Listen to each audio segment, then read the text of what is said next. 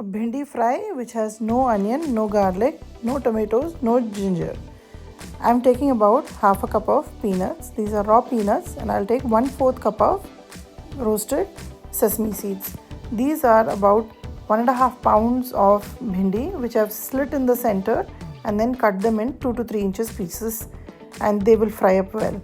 Now here I'm taking a kadai and I'm going to roast the peanuts till it is well done, and you can start seeing that the skin will easily peel out and you can get a nice groundnut aroma. At this stage I'm going to add the 1/4 cup of sesame seeds. These are already roasted, so I'm just going to toss them for a little bit and take it out. But if you don't use the roasted one, just make sure it plumps up nicely and is well roasted. Take it out in a plate and let it completely cool down. Now take all this in a mixer jar, and then to this we'll add some spices.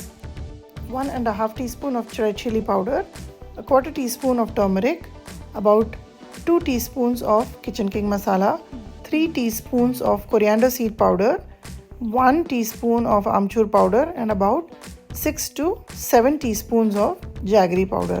Now this sabji is going to be khatta meetha and tikha. Now add the spices according to your taste. If you like more spicy, you can always add more red chili powder. Now make a coarse powder and take it out. You can see the texture I showed you. This powder you can always store it in a nice and dry jar and use it for making even the bengan ka sabji. Even with aloo it will be very nice. Here I'm taking a kadai and I'm adding about 1/3 cup of oil. Yes, this sabji requires a little extra oil so that it becomes nice and well roasted. I've added 1 teaspoon of cumin seeds, and once it's fully roasted I've added a pinch of hing. Add all the bhindi and toss it well.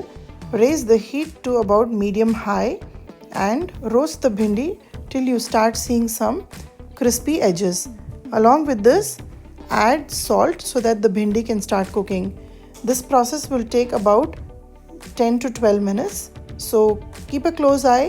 Make sure you don't leave the bhindi too long on a high heat, otherwise it will start to burn.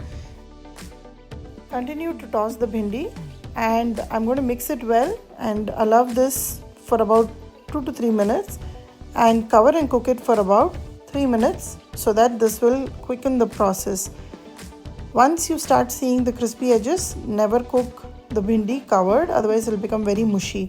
So this is about 3 minutes later, and you can start seeing slowly the bhindi is starting to crisp, and this is where we just cook it uncovered, and you can start seeing it's also reducing in the portion.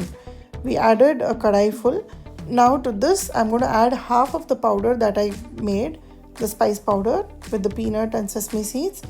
Mix it well so that it coats the bhindi very well and it will absorb any moisture in the bhindi. This will help the bhindi start to crisp as well. The jaggery powder that we added in this will also start caramelizing and giving that crisp texture. Add the rest of the powder. You may feel it is a lot more, but this bhindi tastes very good, very well spiced the way I'm showing you. If you think it's a lot, you can always reserve a little bit and not add it. You do which pleases your taste palette. Mix it well, and now make sure that the flame is on a medium low now that we have added this powder, because the jaggery otherwise will start burning and will give a bitter aftertaste. So this bhindi is almost done. I'm going to put a little bit of coriander, fresh coriander. Mix it well, and this is ready to serve. I love this bhindi with puri or paratha, but my personal favorite is puri.